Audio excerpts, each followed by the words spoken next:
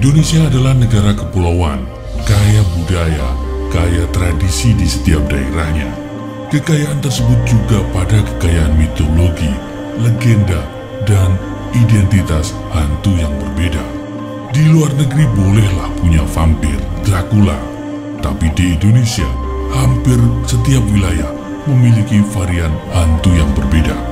Sebut saja pocong, tuyul, cerangkong, genderuwo, jelangkung, banyu dari Samarinda, palasik Minangkabau, kuyang Kalimantan, suanggi Papua, matianak dari Bawean, dan dari Bali ada Lea.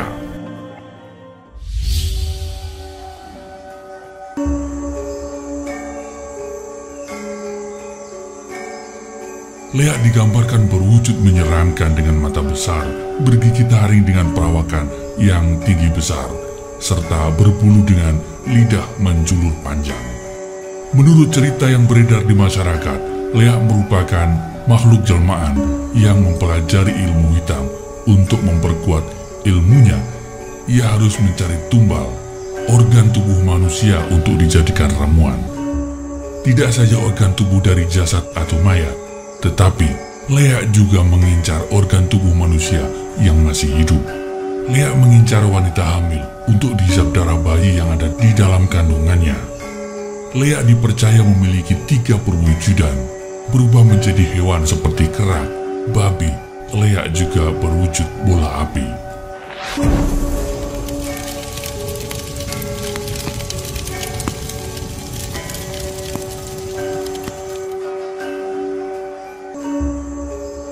Uniknya kisah Lea dikaitkan dengan legenda Calon Arang, seorang wanita sakti pemuja Dewa Durga yang hidup di masa Raja Erlangga abad 11 dari kerajaan yang berpusat di Jawa, cicit Busindok dari penghujung era Mataram kuno.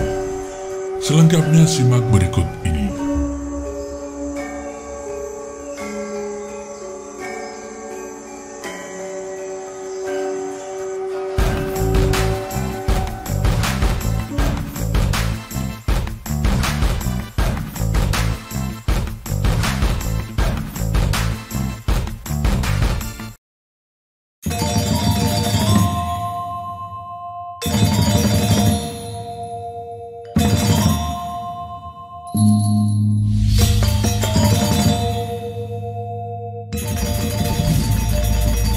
Kita sudah membahas tentang asal-usul masyarakat Bali yang kurang lebih sama dengan masyarakat Jawa.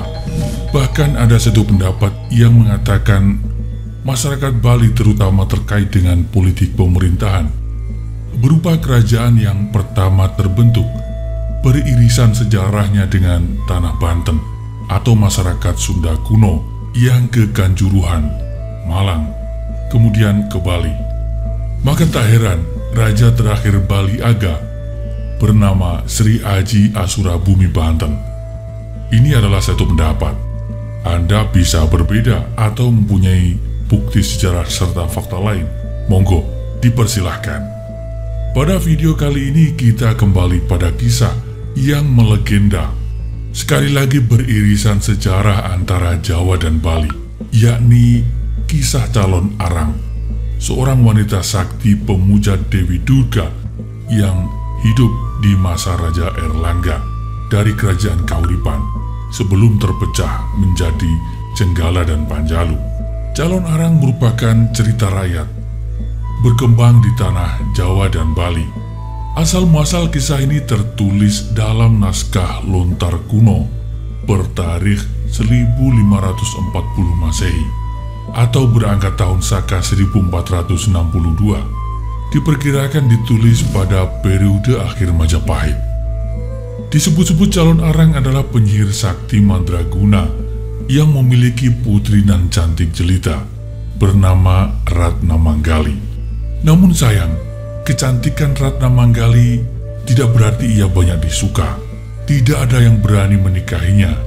Ini tak lain karena ibunya adalah seorang calon arang, sang penyihir yang bisa berubah menjadi Lea karena ilmu hitam yang dimiliki calon arang. Calon arang lekat dengan ilmu hitam. Ia mempelajari ilmu ini guna menuntut balas atas kematian suaminya Namun entah siapa pelakunya. Kematian suami calon arang juga tak kalah misterius. Diduga terkena ilmu hitam. Nah, mengetahui putri jelitanya tidak ada yang melamar, calon arang murka. Ia pun menyebarkan petaka di kawasan kerajaan Kahuripan. Pada malam hari ia memanggil para muridnya untuk berubah menjadi Lea. Ia memerintahkan para Lea ini menyebarkan wabah penyakit yang mematikan, yang sulit disembuhkan. Dan benar saja, wabah menyebar. Seluruh warga masyarakat sakit dibuatnya. Melihat hal ini, Raja Erlangga meminta Empu Bahula untuk menikahi putri calon arang, Ratna Manggali. Pernikahan ini diharapkan membuat calon arang bisa dibuat lebih lunak. Sedikit demi sedikit diarahkan ke jalan yang benar. Namun hal ini tidak terjadi. Pernikahan yang dipenuhi dengan motif kepentingan itu berujung tidak manis. Kitab pusaka calon arang dicuri. Mengetahui bukunya dicuri, calon arang marah besar dan kembali ia menyebarkan petaka. Kali ini bukan Empu Bahula, melainkan gurunya, yakni Empu Baradah yang turun tangan. Empu Baradah adalah patih Raja Erlangga. Ia adalah orang dekat raja yang kelak kemudian dalam catatan sejarah membelah kerajaan Kahuripan menjadi dua batasan, Kerajaan Kediri dan Kerajaan Jenggala, dan menyegel dengan kutukan, barang siapa berani melanggar batasan tersebut, hidupnya akan mengalami kesialan. Pertempuran yang dilakukan oleh calon arang dengan Empu Baradah berlangsung dengan sengit. Keduanya mengerahkan semua kemampuan. Calon arang akhirnya bisa dikalahkan oleh Empu Baradah. Calon arang terbunuh. Namun ilmu hitam, ilmu leak yang dikuasainya, konon masih terawat hingga sekarang.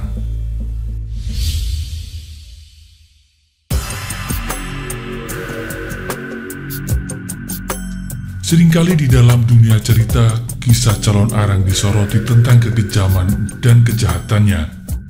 Dalam perspektif kesejarahan, tokoh calon arang atau Rangda dikaitkan dengan tokoh Mahendra Datta, Ratu Bali dari Jawa, sekaligus ibunda Raja Erlangga. Calon arang digambarkan sebagai nenek sihir yang mempunyai wajah menyeramkan. Akan tetapi dewasa ini muncul sejumlah analisis sejarah yang lebih berpihak kepada calon arang. Dia adalah korban masyarakat patriarki pada zamannya. Dalam buku Calon Arang Kisah Perempuan Korban Patriarki, lebih tegas lagi dinyatakan, calon arang adalah pendeta perempuan yang berhasrat menyebarkan semangat perdamaian.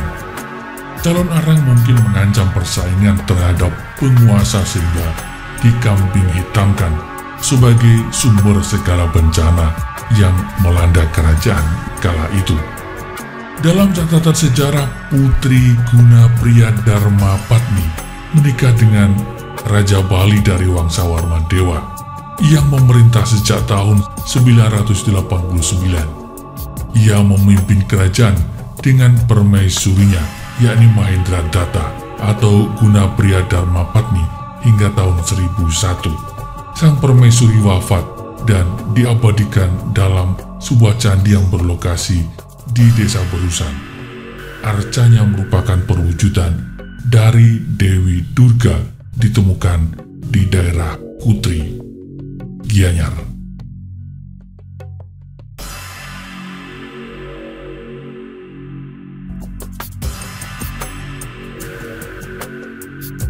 Tema yang dimuat dalam video ini terjadi puluhan bahkan ratusan tahun silam, sehingga sangat mungkin tidak sama persis seperti asal kejadian. Catatan sejarah bisa saja berbeda dengan bukti dan kenyataan. Terhadap hal itu, admin terbuka pada setiap masukan. Admin juga tidak menganggap bahwa yang kami sampaikan adalah satu kebenaran tunggal. Admin menerima setiap kemungkinan dan masukan. Terhadap figur dan tokoh yang diceritakan, admin berlepas pandang dalam menilai, menghakimi maupun menghukumi. Kami memegang kaidah, Wa ma jara baina sahabi naskutu, seluruh yang terjadi antara para sahabat sengaja kami perluas artinya jadi sejarah secara umum. Kami diam, tidak ikut campur, tidak membahas. Di mata admin, masa lampau dan seluruh dinamika di dalamnya adalah hikmah. Terima kasih. Salam hangat. Assalamualaikum warahmatullahi wabarakatuh.